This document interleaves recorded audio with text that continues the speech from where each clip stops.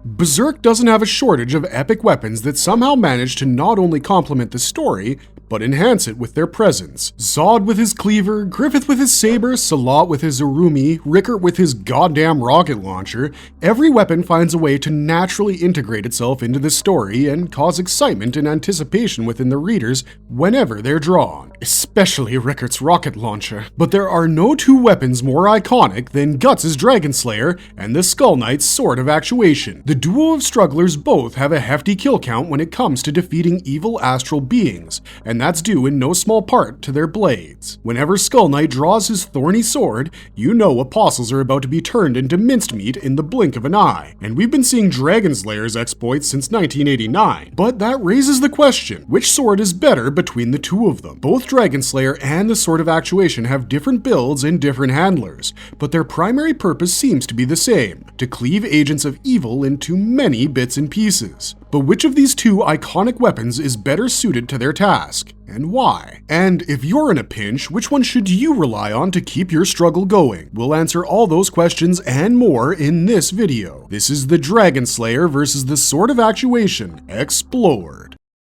It's a heap of raw iron with an insane design and an even crazier kill count. The stats and handling of Guts' Dragon Slayer. Let's start this video off with the more iconic of the two swords, given that it has practically become synonymous with the series. The Dragon Slayer is as awesome in its design as it is unwieldy for the regular mortals of Berserk. It stands about as tall as Guts, which is over 6 feet tall, hilt and all. Its very first manga description calls it a tall, thick, heavy heap of raw iron, and indeed, that's what appears to have been used to forge this sword, as it weighs around 100 kilos if not more, making it exceptionally difficult to use for anyone that isn't Guts. If you want to know how we came to that number regarding Dragon Slayer's weight, and whether you can swing it or not, check out our video titled Can You Swing the Dragon Slayer's Sword? Here's how Guts does it. The long and short of it is, Guts can swing the Dragon Slayer because he's been training in combat since he was 6 years old and has the kind of experience swinging swords no kid of that age should be subjected to. But hey, that's life for you in the world of Berserk. Anyway, getting back to the matter at hand, at over 6 feet tall, Dragon Slayer already has an incredible reach advantage over most swords. It can cover distances rather quickly, and because of its broad, flat blade, it also doubles as a shield for Guts, eliminating the need for him to carry one around. On the flip side, Guts can use the flat of his blade to flatten any opponents small enough for him to do so, which is exactly what happens to those little elves from the Lost Children arc. Rest in peace to them. Because of its immense size and weight, the Dragon Slayer functions more as a bladed maul than a proper sword. See, most of us hear the word sword and think of a blade that can cut through the enemy's skin on a bad day and leave them with a mortal wound on a great one. The Dragon Slayer isn't meant for such nicks and chinks. Its size means that it can't be swung around all the time, yet conversely, each swing it lands is a surefire way to get yourself into an early grave. When Guts was being chased by the Holy Iron Chain Knights after his battle with Rosine, he managed to cut through 5 of his pursuers, all clad in proper battle armor with one single motion. He has bifurcated cavalrymen alongside their mounts as well, and when he goes berserk, he uses the Dragon Slayer like a regular greatsword, which is just a nightmare to behold. Imagine a 100-kilogram bladed maul carving up apostles like so many pigs at a slaughterhouse. It's sheer insanity what Guts does with the Dragon Slayer, honestly, and especially when the Berserker armor gets involved. He can also combine its usage with his mounted arm crossbow, his throwing knives, his mini bombs, and his arm cannon to come up with a million different ways of wielding Dragon Slayer without ever having to actually wield it like a proper sword. That one move he does where he mounts Dragon Slayer on his false arm, shoots the cannon, and uses the momentum to swing his sword in an arc of pure death? Poetry in motion, that. But this isn't to say that Guts hasn't used Dragon Slayer like a regular sword, because he does do that after his physical limitations are removed thanks to the Berserker armor's power. Then he's a regular giant with a massive bladed club, slaughtering everything that meets his reddening sight. The blade is also extremely durable, even when faced with opponents that boast having skin made out of the 3rd hardest mineral in the world. Dragon Slayer's first act was to cut the gigantic Hound Apostle in half, where the first blade Godok gave Guts snapped in half after landing a single decent blow. In the 2 years he spent killing apostles and fighting for his life every night, he abused Dragon Slayer to its limits, and it really showed when he returned to Godot's cottage after the Lost Children arc. But one reforging was all it took for the blade to get back to top shape, and since then, Dragonslayer has managed to smash through the Apostle Grunbeld's cannon shield as well as his corundum skin without showing so much as a sign of a major crack. But perhaps the most striking feature of the blade is in what doesn't meet the eye immediately, its ability to cut through beings both physical and astral alike. Ever since Guts butchered the Hound Apostle and began his dark journey through the black endless night, he's been fighting off astral creatures and evil humans alike on a daily basis. The brand of sacrifice on his neck means that he will never be able to rest easy as long as the sun isn't shining, and indeed, he goes for many days without getting sleep, and even when he does get it, it's only for a couple of hours. When he isn't sleeping, he's busy fighting things like evil dead spirits, reanimated corpses, apostles and their pseudo-servants, I mean, you name it, and he's probably killed it with the Dragonslayer. But all this killing hasn't been in vain, because it has left its own mark on the blade itself. After taking the lives of presumably hundreds, if not thousands of astral beings, the Dragonslayer has been tempered by their blood and malice and become capable of hurting creatures that have a physical body or are even purely astral in nature. It began with the Hound Apostle and continued through every night he spent in the dark woods hunting for his demonic prey, to the point that it can now wound even God Hand members, who represent the pinnacle of an astral existence in Berserk. In chapter 220, Guts is trapped by Slan and Kliphoff, who gives him a wound on his astral body and toys with him in a near literal sense. But then Skull Knight shows up and distracts her long enough for Guts to recover, who then lets off a point-blank cannon shot at Slan's guts, no freaky intended. But Slan, being a God Hand member, starts to immediately recover from the cannon blast because, while it did hurt her manifested physical body, it wasn't effective on her astral being. Guts realized this and looked almost hopeless before Skull Knight reminded him that his sword, tempered by the malice and dying essence of thousands of Inhumans, could get the job done. He charged Guts to run her through, and he does so, jamming his massive sword right back into Slan's guts. Again, no freaky intended. And this time, we see the effect is different too, because this thrust stops the instant spawning ogres and trolls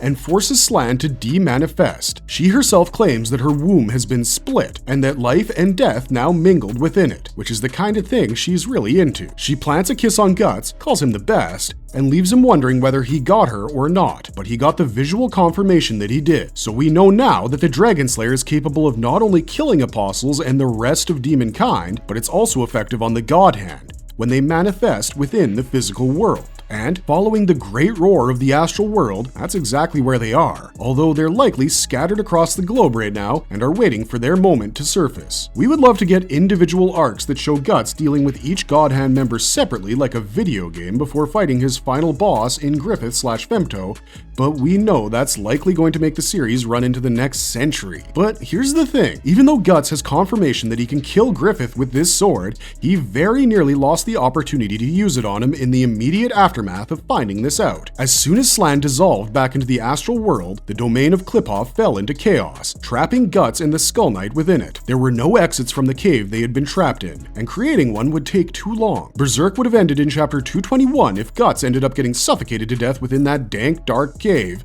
but that's where the other subject of our video comes in to save the day.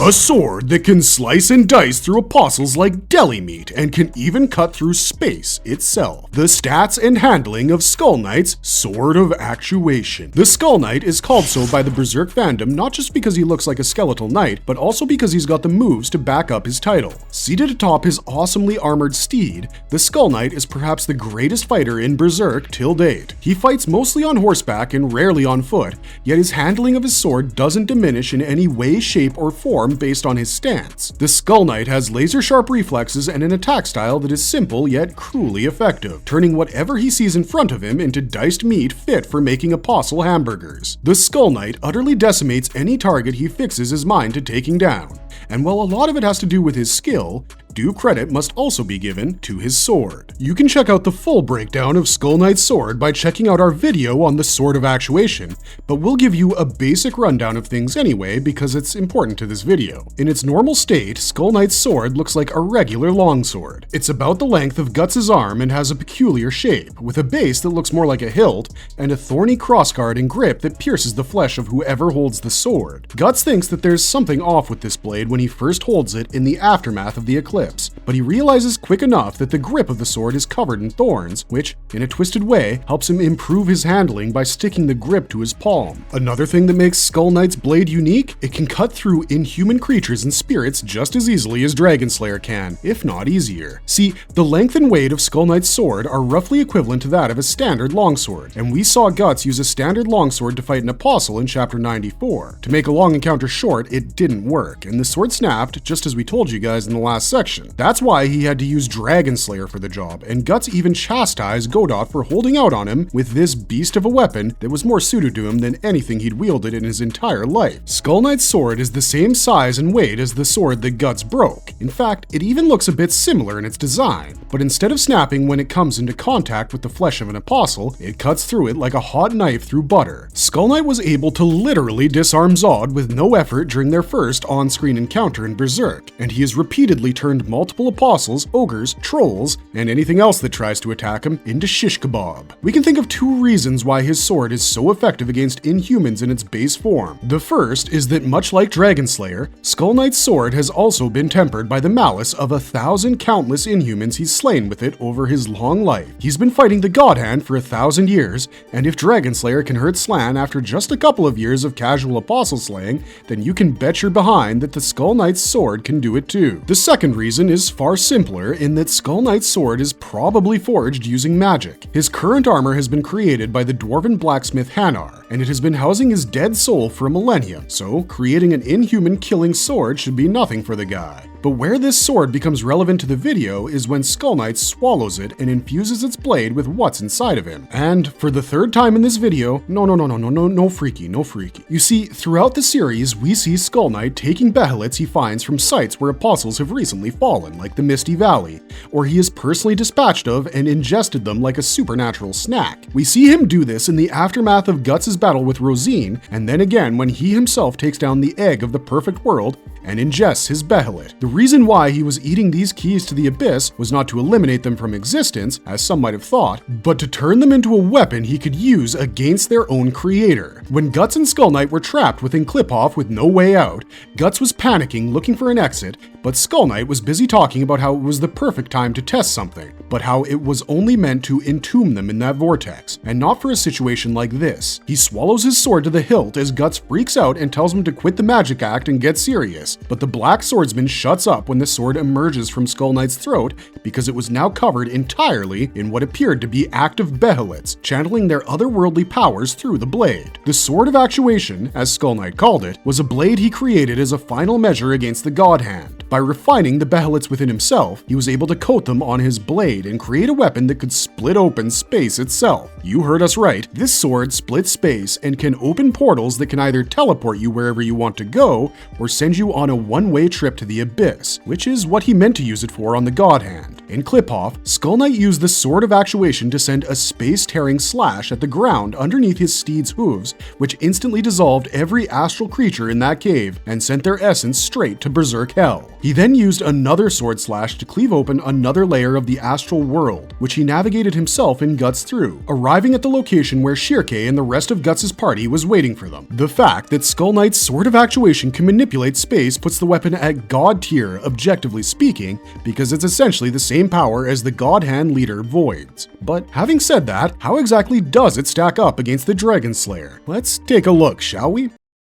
Dragon Slayer versus Sword of Actuation. Which sword is better in battle and why? If we were to look at both blades just by themselves, the Skull Knight sword might seem like the better option on the surface. It's lighter to carry in battle, it's just as effective as Dragon Slayer against inhumans, and it has a grip that will make sure you never drop it without feeling pain. And did we mention that it can split open space itself when transformed into the Sword of Actuation? A sword that splits open space trumps a sword that can cut through 6 guys under any circumstance you might be tempted to think of, but the reality might be a bit different in battle. See, while the Skull Knight's Sword of Actuation is mighty impressive, it does have a couple of practical flaws. The first is its inherent reach disadvantage when compared to Dragon Slayer. Skull Knight's sword is less than half the length of Guts' blade, and the only reason he can use it effectively is because his horse can seemingly fly through the skies, and his own reflexes and fighting instincts are beyond human, as he's proven on multiple occasions. But if you give the same sword to someone else, say Serpico Kuriko, for example, we're not sure he could use it half as efficiently as Skull Knight can, even with the Sylph Cloak on, and he's a fighter Guts has acknowledged as one of the best he's ever fought. The other major flaw in the Sword of Actuation is the fact that it needs to be activated. The Skull Knight needs to physically ingest his sword and coat it with behelits he keeps stored inside of him before pulling it out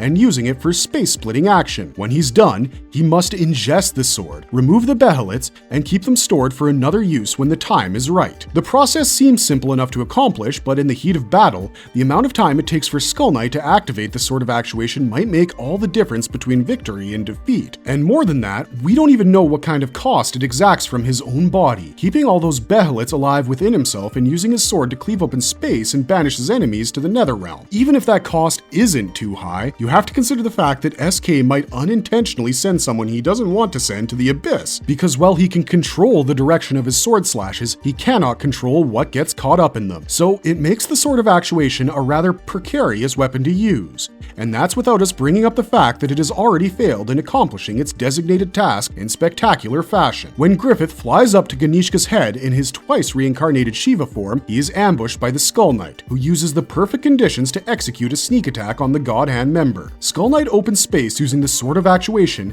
and rides up directly behind Femto, surprising even Zod, whose reaction time to threats is usually on point. It seemed like he had managed to catch Femto completely off guard, but the God Hand member was a few steps ahead of him all this time. He manipulated the spatial sword stroke, and instead of being entombed by it, he used it to split open Ganishka's head and trigger the great roar of the astral world, putting the entire globe in an interstice and bringing about the advent of Fantasia. Skull Knight tried to pull a fast one and failed miserably, and we haven't seen him bring out the sword since, though we have seen him across multiple chapters. So you can see that even with the right conditions and preparation, there is no guarantee that the Sword of Actuation can actually get the job done. Its attacks can go haywire if not controlled, and even if they're on target, they're pretty much useless if the target can literally predict the flow of causality like Femto can. The Dragon Slayer is a far more practical weapon in this regard, because not only does it need no sort of activation ritual like the Sword of Actuation, it has both the reach advantage and the power advantage,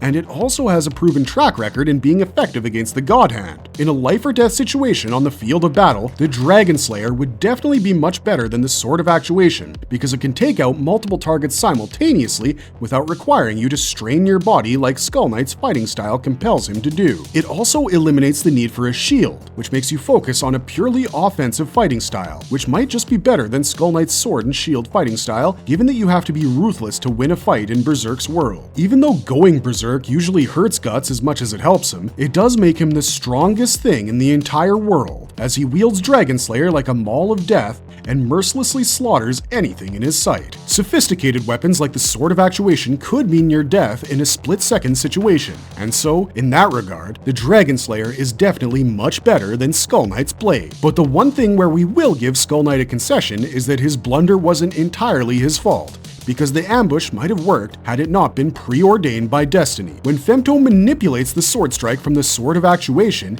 he says that he had been anticipating the Skull Knight's arrival because that's what he does at temporal junctions. But then he also quotes two lines that made it seem like this ambush was preordained. He says that one reincarnated twice and a sword stroke that reaches deeper still within the abyss had opened the door to the astral world, linking it with the physical and turning Earth into Fantasia. These lines are delivered in such a way that it makes us think that Skull Knight's arrival wasn't as much of a factor in Femto predicting his arrival as the Sword of Actuation's spatial strike was. Of course, Femto was aware of SK's pattern, but he specifically mentions the sword strike let off by the Sword of Actuation as being a key ingredient in triggering the Great Roar. It's possible that if someone entirely nondescript used it, like a Roderick or an Isidro, that the God Hand wouldn't notice such a strike, but let's be real, Scully Boy isn't giving up his sword to either of them. And more than that, even if he did, how would they deactivate the sword? Eat the behelits? Skull Knight is a hollow armor, that's why he could store all those eggs in the first place. So yes, while it's true that the Dragon Slayer would be a more practical weapon in the face of war despite its size and weight, the ideal weapon would be Skull Knight's sword in its base form, given to a fighter with inhuman endurance and stamina. That way, you eliminate some of the Dragon Slayer's obvious drawbacks without bringing the whole space-splitting business into the equation. If you have to bring that into play, then the person who is wielding the Sword of Actuation needs to, number one, really know what they have in their hands, or else things could go left before you can even spell that word, sword, and number 2, be about as invisible to the eye of causality as Kuroko is on the basketball court. If these conditions are met, then the Sword of Actuation easily outclasses the Dragon Slayer because, come on guys, it splits space for God's sake. But because these factors cannot be met without getting through insane amounts of adversity, the Dragon Slayer is a better sword in our opinion, especially in the heat of battle. Still, it couldn't land a single blow on Femto when he arrived at Elfhelm, so maybe it's just all about the strugglers losing to the victors, huh? But we know one thing for sure. Dragon Slayer didn't commit a blunder as big as triggering the great roar of the astral world, and that's good enough for us to place it above the Sword of Actuation. Marvelous verdict. But as far as this video is concerned, that's sadly gonna have to be it. It was interesting diving into this topic for us because breaking down fantasy weapons and seeing how they square up against other fantasy weapons is something we don't do a lot. Let us know what you thought about this video in the comments section down below. Do you think Dragon Slayer is better than the Sword of Actuation as well? If not, why not? And would you like to see more content from us? Tell us down below, don't forget to like, share, and subscribe, and we'll see you guys in the next one. Until then, keep on struggling, strugglers.